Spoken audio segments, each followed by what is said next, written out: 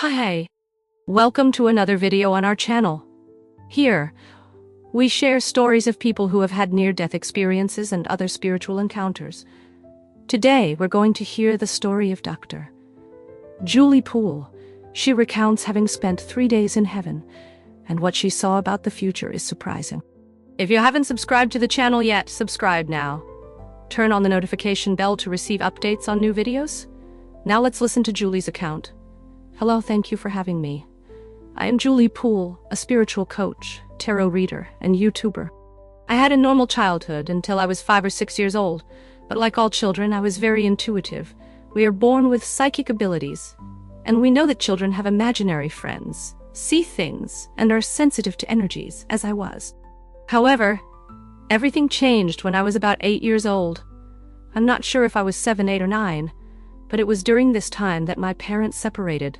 My father left home, and my mother couldn't cope. She collapsed in every way, becoming absent due to her pain and depression. She was struggling a lot, as was my father. Although he still visited, it wasn't often. I became a lonely, neglected, and frightened child. In this context, I befriended a very sick man who took advantage of my innocence and youth. He manipulated me for nearly a year, culminating in a traumatic incident. During this episode, I lost consciousness due to his weight on my little body. I just couldn't breathe. I was being extremely traumatized and ended up leaving my body. One moment I was there, unable to breathe, completely enveloped in terror. The next moment I found myself outside my body. The next thing I remember is sitting high in a tree, on a very high branch in the sky. This incident occurred in a wooded area, beneath a tree. Sitting on that branch, I felt complete peace and total calm. There was no pain, no sense of panic. All those feelings completely vanished. There was a man sitting next to me in the tree. He was very kind and gentle, and I trusted him completely. He was very white and bright, but I could see him clearly. I didn't know who he was, but he told me, "Look at me. Don't worry about what's happening down there. Just look at me." He was talking to me and showing me the birds, completely distracting my attention. I was totally immersed in his energy, the kindness, love, and goodness that he radiated. Everything seemed absolutely beautiful. I'm not sure how long I stayed there, but it was a magical and enchanting experience. I didn't want to leave. It was simply delightful. At some point, he mentioned it was time to go back, and although it wasn't a pleasant feeling, I would be okay. He assured me he would be there to help me, and that I could reach out to him whenever I needed. I thanked him and asked his name. He said his name was Jesus, but his real name was Yeshua, and he would always be there for me. Soon after, I found myself back in my body. It wasn't a pleasant feeling, but I went home with that experience. I never saw that man again. But from that moment on, I started going to the local church, where I could find my friend Jesus and talk to him. Over time, he began to appear at the foot of my bed, and we would talk at night about angels, lights, energy, and God. We maintained this relationship over the next 10 years, until my teenage years. During those 10 years, other incidents occurred, something common for children who are victims of abuse. It's part of the law of attraction until healing is achieved. I went through more abuse and an abusive relationship, my first, which lasted from 17 to 21. During this time, I sought spirit and the angel to help me overcome the challenges. When I was about 13, Jesus taught me to use my own healing abilities. I was having menstrual pains, and Jesus, sitting at the foot of my bed, instructed me to place my hands on my belly and activate my own healing energy, my divine force. I did so, and the pain vanished, as if by magic. From then on, I started helping other people with their pain. My school friends who also suffered from menstrual pains would see me placing my hands on my belly and ask what I was doing. I would reply that I was just relieving the pain. They would ask me to do the same for them. And so I would place my hands on my friends' stomachs, and their pains would disappear. If they had headaches or migraines, they would come to me. I became a sort of healer to my friends. Over time, I understood that this happened because by having out-of-body experiences, my soul was elevated, and I could access the spiritual realms. I studied a lot about trauma and realized that in severe trauma situations, people can leave their bodies. Psychologists and psychiatrists call this dissociation, a defense mechanism. But from a spiritual perspective, it's like the soul saying, "This is too much for me. I'll step away from the body for a moment and come back when I'm ready." So this continued throughout my adolescence. In terms of me being able to be aware of energy and healing, I attended many different churches trying to find my answers. All the time I looked for what I felt and experienced that time I was out of the body. I had absolutely no fear of death. And in a way, at that moment of trauma I was experiencing, I welcomed it. I knew what was on the other side, a peace and a beauty. There were all those magnificent beings and pure love, a love I had never known on earth. I had no fear of death. In fact, I didn't like life, which was extremely difficult. I kept building my spiritual muscle, so to speak. When I was 17 years old, I went through another trauma. I sought spirit and said, "I can't handle this. Help me, help me, help me." Immediately, I saw clearly in front of me. And this time I was in my body. For the first time, I clearly saw the spirit in my body. A beautiful indigenous man. At the time, around 1980. We would have called a Native American Indian, but now it's recognized as a First Nation person. This man stood before me, connected with me, and said his name was Running River. He was my guide, and he was going to help me. He began talking to me about shamanism, grounding, the earth, and how I could connect with earth to heal my traumas and find my peace. He helped me and was there for me over the next 20 years, even in the overdoses. Anyway, the near-death experience happened again when I was 21. I had come out of an abusive relationship and was suffering from post-traumatic stress disorder, or PTSD. After about 15 years of physical, mental, sexual, and emotional abuse, I was completely shattered. The only part of my life that made sense was my spiritual connections. It was the only time I felt safe. I knew I was safe with the spirit, but life was extremely hard. I couldn't handle the depression, anxiety, panic attacks, low self-esteem, and self-loathing. All these feelings became completely overwhelming, to the point where I decided I couldn't go on any longer. It was too hard. I couldn't live this way. I couldn't cope with the trauma that plagued me every day. The constant fear, the flashbacks. I decided I was going home. I knew where home was, and I knew there was love there. I didn't want to stay here any longer, so I took a massive overdose of the pills I was prescribed. It was a combination of a large amount of paracetamol, Valium tranquilizers, and sleeping pills. I took everything I had at home and was ready. I made peace with life, thanked it for having me, and said goodbye. I went to bed perfectly convinced that everything would end there. This wasn't a cry for help. It was an absolute determination that I was done with this life.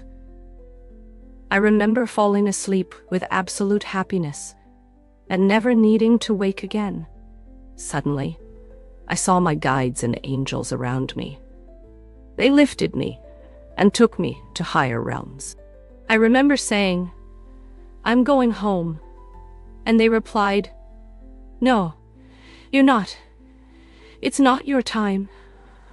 I vaguely remember being in a place I now know was in the angelic realms, surrounded by an enormous amount of spiritual energy. People, beings, and angels, all of them healing me.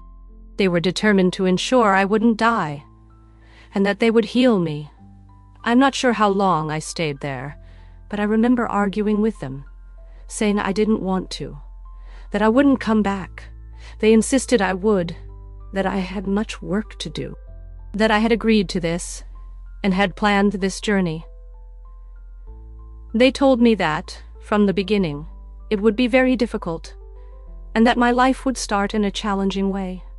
I told them I didn't understand what they meant, and they replied that my soul had chosen this experience, including all the abuse and evil. They claimed that I had decided to accomplish in one life what would normally take 3. They emphasized that I was a determined and stubborn soul, and so wanted to do everything in one existence. They warned me that it would be extremely difficult and overwhelming, but that at 21 years old it wasn't my time to leave. They needed to heal me enough so I could return. They assured me that in the second half of my life I would find immense peace and would be able to help many people. They asked me to allow them to help and collaborate with them. So I agreed. They said it wasn't my time yet. I was 21 at the time, but that I would leave at 67. At that moment, 67 years seemed very old and far away. I made an agreement with them, accepting to return until that age. I felt an intense white light, much peace, much acceptance, no more resistance. The next thing I remember is waking up in my body. 3 days later, I woke up after a long sleep, and a friend of mine showed up. I was still a bit dazed, not quite understanding what was happening, or what the future held.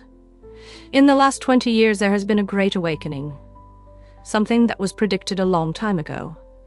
According to the experts, the period from 2012 to 2032 is called the opening of the Golden Age.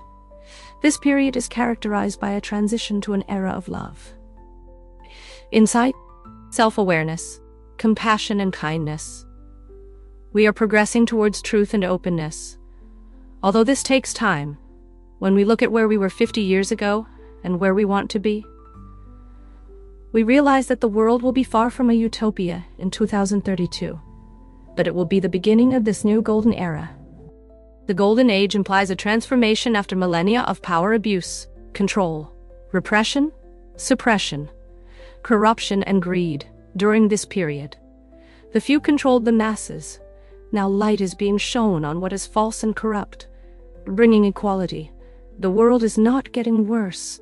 In fact, it was already bad, but things were hidden. In the last 50 years, we started to rise as a global people, from all nations, and to reject intolerance, racism, homophobia, and unacceptable behavior. With the rise of the internet in the late 90s, information became more accessible and shared, and we began to become aware of things we previously didn't know. Love is the underlying energy, being the truth and the light. When we shine light and truth on things, we start to see them clearly, and we can deal with them when they are hidden. It's impossible. What has been happening and accumulating over the last 100 years is a day of reckoning, not for an Armageddon, but for the corrupt in power to be exposed, caught, and removed. People with pure hearts and intentions are emerging. Many from my generation and older are extremely corrupt, cruel, and hard, while younger people are loving, open, and truthful. Honestly, they will come and replace them. So everything is being changed. This is what we call the raising of the vibration. The highest vibration is the light of truth and love, while the lowest vibration is the corruption and greed that remain hidden. Thus, what we are experiencing now, as we move into 2024 and 2025, is like a turning point. We have reached halfway, and now there are more awakened people. Passionate and enlightened than those who are in the dark and closed. We have passed this critical point. So 2425 has already passed, and it continues to be an opening. We will hear of certain politicians being removed, sent to prison, leaders in corrupt situations being exposed. All of this is happening. We are witnessing the same kind of transformation with Mother Earth.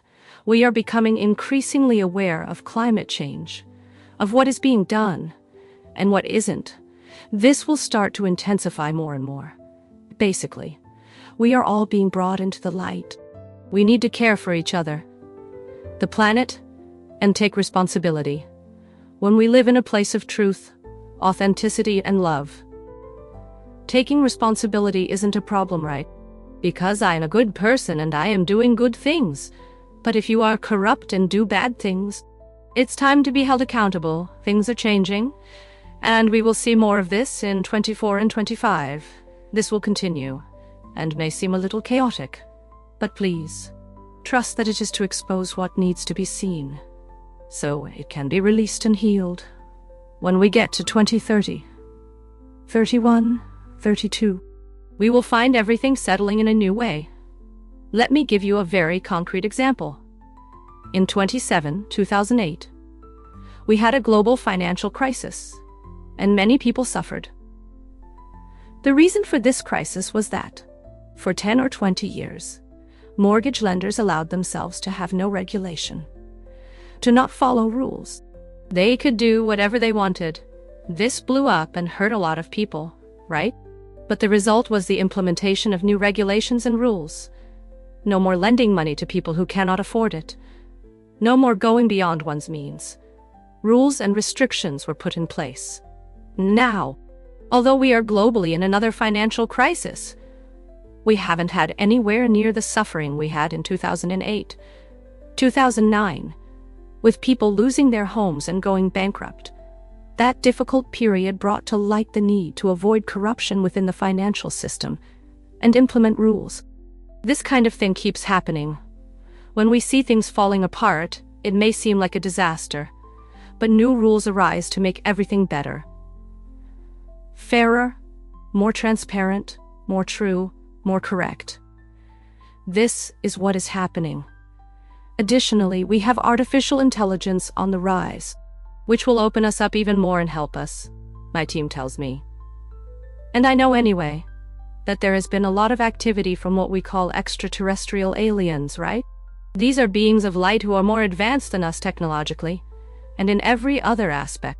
They have been visiting us for many, many years, and have been helping us for a long time. They have visited us, have been seen, but the powers that be have managed to hide this. In the next 6 to 8 years, we will see more and more sightings. And because of the internet and cell phones with cameras, this will become more evident. It will be increasingly difficult for authorities to maintain this control and pretend this is not what's happening. Basically, yes, we are really making this happen. If by chance we have visitors, please, don't be afraid of them. These beings, who may come from distant galaxies with amazing technology, are not here to harm us. They are here to help and protect us. If they realize we are, for example, losing control with nuclear things, they will intervene and stop it from continuing. They will not allow us to blow up this planet. They will step in. In the next 5 or 6 years, we will see many changes. I believe there will be some sightings in early 25, and many more around 2028 and 2029. There will be more and more sightings, including landings. It will no longer be possible to deny these occurrences. We will begin to accept the technology available in other dimensions, galaxies and universes. Trust that things will only get better. I won't say there won't be a lot to see for the rest of my life, as I still have about 20 or 25 years ahead. But for those younger, I promise that when we reach 2040 and 2050, this will be a much better world. During these changes, you can choose to see them as something scary or as the start of a golden era. Each of us has a role to play. So keep yourself in love, truth, and hope. Right now, I will talk about my spiritual team, which I call Eli. I want you to know that each of you also has your own spiritual team. None of us is born into this world without a plan B. And that plan is your spiritual team. Each of you has a team consisting of a guardian angel. Everyone has a guardian angel who usually has the help of assistant angels. The job of your guardian angel is to assist you whenever possible, without judgment. Your angel is there to hold your hand, give you a hug, and assure you that everything will be okay. There is no judgment involved. However, there is a rule which is more a law. The law of free will is inviolable. Your angel can only intervene if you allow it. If you don't want or don't allow, they can't help. This would violate your free will. Therefore, the first thing I want you to know is that this is not a fantasy. You have a guardian angel, and for him to help, you need to ask. Thank him for his help and request support. They love to help. It's their function. If you don't ask, they are left with nothing to do, watching you go down the wrong path and struggling. They want to help, but they can't because you haven't asked. Besides your guardian angel, you will also have at least one guide. The role of the guide is a little different. He is like a teacher guiding you, putting you on the right path, pushing and giving signs if you are going in the wrong direction. While your guardian angel will love you unconditionally, your guide will be more demanding, trying to get you back on the right path. They are like teachers who correct you when you are wrong. Let's step back a few steps and explain how all this happens. When we are still in the vast cosmic space, our soul commits to achieving certain objectives in the next incarnation.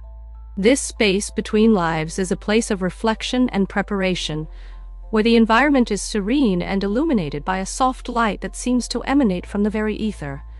Here, the soul reflects on its past experiences and the lessons learned.